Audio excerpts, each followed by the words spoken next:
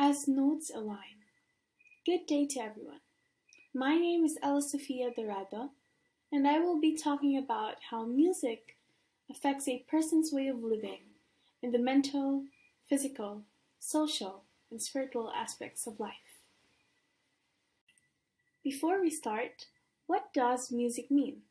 Well, according to my best friend Merriam-Webster's dictionary, music is the sound that are sung by voices or played on instruments to create harmonies as notes aligns. Let me ask you, have you ever wondered why our bodies react in such a way whenever we sing or when we hear music?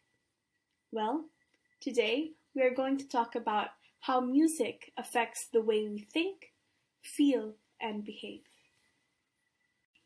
Since my time is limited, I'll focus on only 3 of these effects of music: how music affects our memories, how we mimic the emotion or mood sent out by the song, and how we are able to develop our identity through music. Were you ever in a situation when you heard this specific song, like the song Date by Sam Concepcion and Tipsy Dos Santos, which goes like this: Dati-dati sabay pa nating pinangarap ang lahat. Then, remembering that you used to hear this music during your high school or elementary days, or when you hear the music on the weekend from TikTok, and remember the days when TikTok first started with you and your classmates dancing to the song. These are examples as to how music helps us remember things. As the late physician Oliver Sacks has noted, musical emotion and musical memory can survive long after forms of memory has disappeared. Part of the reason for the durable power of music appears to be that listening to music engages many parts of our brain, triggering connections and creating associations. That is why when we hear the specific music, since our brain has associated it with an event, it causes us to remember those events. Emotional mimicry. Have you ever found yourself crying while the pastor is speaking and saying his final sentences during a devotional, while a singer is singing in the background? That, my friends, is an example of emotional mimicry.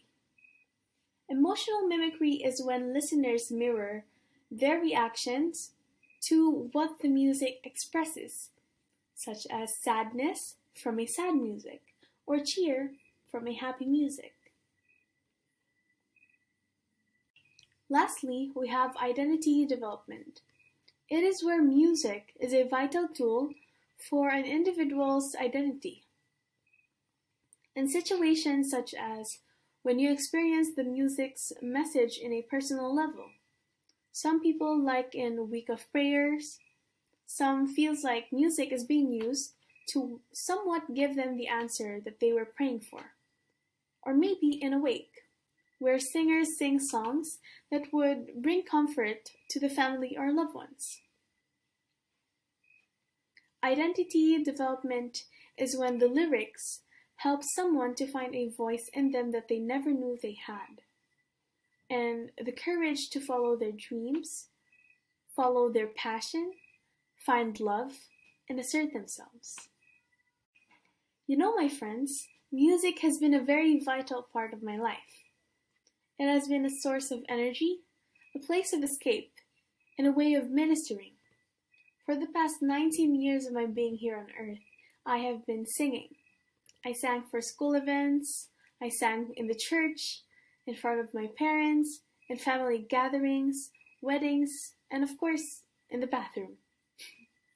But it has always been a joy for me to sing in situations that I know is an important memory for a person. It gives me joy that I get to comfort those who are in pain, and it gives me the ultimate pleasure to be able to sing for God. Music is something that has always been in the background, may it be in events, videos, or in your daily life. But This thing that is somewhat insignificant to some is a way of escape, expression, and connection to others. As I end, I'd like to share a quote by Hans Christian Andersen, saying, "Where words fail, music speaks." That is all for today. Thank you for listening.